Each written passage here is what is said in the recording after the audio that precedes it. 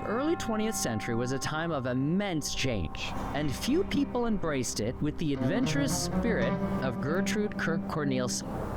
Born in Pennsylvania, she was a young girl when her family settled in Placerville. She grew to be a woman of remarkable independence, cleverness, and passion. An entrepreneurial force, she was always looking for the next challenge. Gertrude's story is a testament to the powerful shifts of her time and the trailblazing spirit of a woman who was always moving forward. When I look back on my adventures and accomplishments, I realize I was witness to some pretty big changes. Changes in the world, changes in technology, and changes for women. By the time I was 30, I had done more for changes of travel, learned more about the changes of industrialization, traveled farther, and been more independent than most women my age got to be their entire life. It was really quite exciting. Let me share a little bit with you. See, I came to El Dorado County with my parents when I was about 10 years old, 1899. My father, William S. Kirk, and my mother, Annie Summers Graff, they came from Pennsylvania. Father became the owner of the Placerville Nugget newspaper. He later merged it with the El Dorado Republican. I learned to typeset and how to do reporting working for Father. But he was involved in other business ventures as well, and one of which was changing the way people traveled. About 1908, he purchased the first automobile dealership in Placerville, and it was called Ford Auto. He later changed the name to the Placerville Automobile Company. Now, automobiles weren't very common yet. A lot of folks hadn't even seen one up close. You may have heard that Henry Ford made the car affordable, and that's absolutely true. Before the Model T, cars were very expensive. We sold the Model T Ford to the common man of El Dorado County. But in those early years, the horse was still part of the competitive market. Well, people were concerned about all those moving parts. They compared how their horse could just eat hay. Where are you going to get gasoline when your car runs out? Well, they'd say, well, it's just too scary, dangerous, and difficult to learn how to drive one of those things.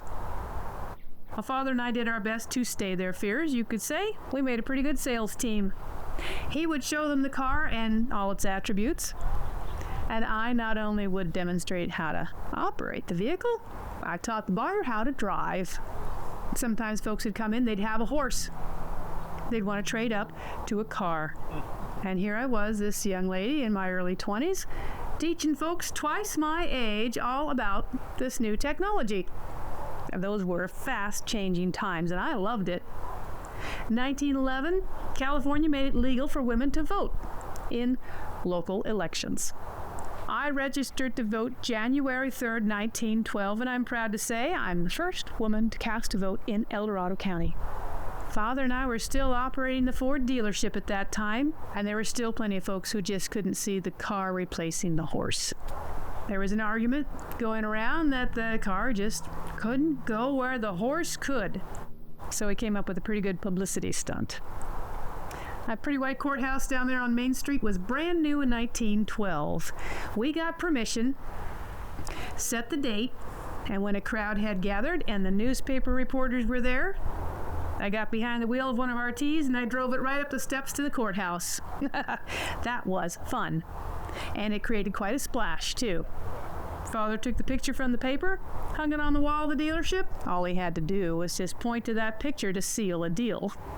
I truly enjoyed this, and I was ready for any new challenge. There were other car makes out there. I didn't have a problem driving the Ford, but those early models just weren't set up for a lady driver. To get the car started, you had to get in front of the vehicle and hand crank the engine. 1914, Dodge Brothers came out with an electric start engine. Oh, that was nice. You could get all ready to go to town or just for a drive and not worry about getting dirty and disheveled hand cranking your engine. We bought the Dodge dealership in 1914 in Placerville. Problem was, Henry Ford didn't want his salesmen selling anything but Ford autos. I was the owner and operator of the Dodge dealership. Father kept the Fords. 1914. That was the year the Great War broke out in Europe. The United States officially entered 1917. And I was eager to help somehow. It was supposed to be the war that ends all wars. It was the end of feudal kingdoms, and it was a call for patriotism. I joined the American Expeditionary Forces. That's our country's military forces. I was a part of it. Now, let me explain. Our President, Woodrow Wilson, wanted to keep the U.S. troops separate, not just have them fill in the ranks of the French and English armies. Our commander was General John J. Pershing. Now, to get involved, I wasn't signing up with the soldiers. No, I joined the YWCA. That's Young Women's Christian Association. That group formed as far back as the 1850s, but the job then was to help boost the American soldiers' morale, provide recreational activities. Pershing's forces began with about 127,000 men in 1917. We had nearly 2 million by 1919. I joined July 1918, and while treaties were being negotiated, I served in the Women's Division Canteen and Automobile Service in France. I've served hot chocolate and coffee. I visited the injured men. I wrote letters home for them. I documented my time, sent my letters home where my father published them in the Eldorado Republican. You could say I'd become our own hometown war correspondent. I served most of my time in France. Pershing had based the expeditionary forces in the Lorraine region. Now, my knowledge and ability to drive different kinds of vehicles was very important in this work. I did drive around quite a bit. You could say I toured Europe. I even got to meet General Pershing. I see that picture. I remember that day. That war took so many lives. Not to mention the great Spanish flu pandemic that the veterans took home with them. Such terrible destruction. It turned out to be just World War I, not the end of war. Come to think of it, I lived through 2 world wars and some wars that nobody wanted to make official.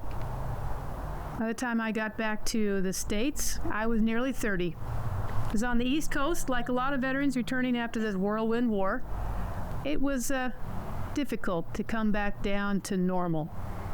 What was I going to do next? You could say I needed to change gears.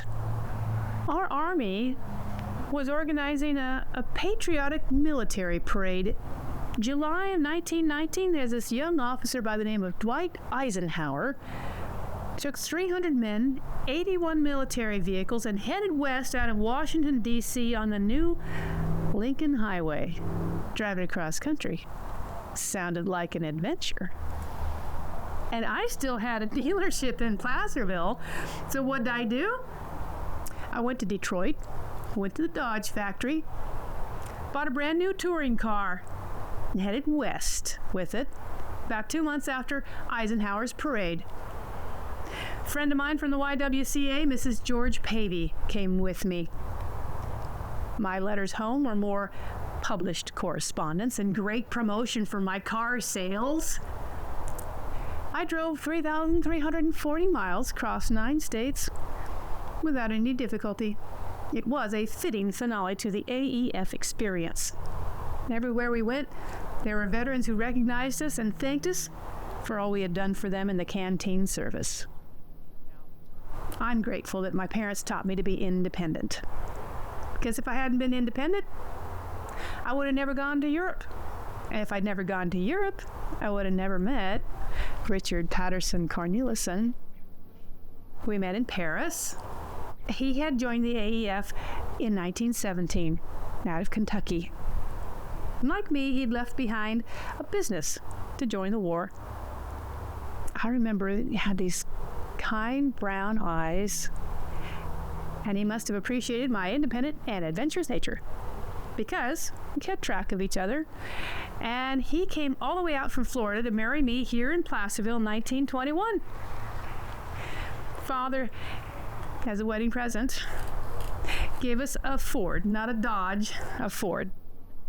But it's okay. It was Ford's 1919 running gear, which is his first electric start engine. It had this race car body on it.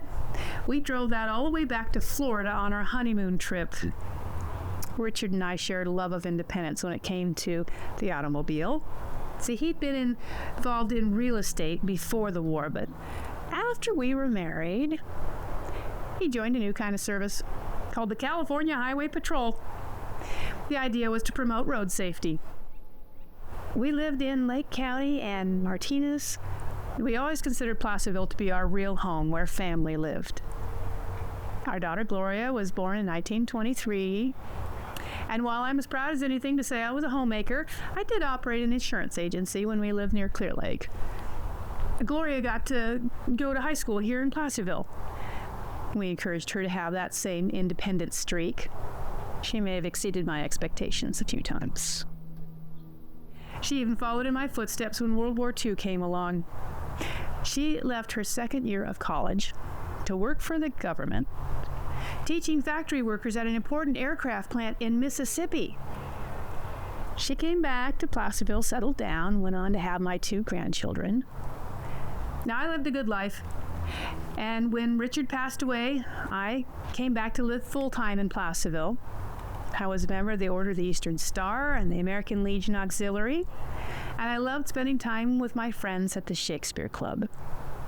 And you could bet I continued to cast my vote at every election. I registered as a Republican, but I voted for what I thought was right, irregardless of political parties. I died at 85, happy and content, knowing that I was part of changes that were good for my daughter and my grandchildren. And I hope the lessons learned in my lifetime would not be lost in the future. And here you are, learning about that time, my time. And I am pleased to have shared it with you.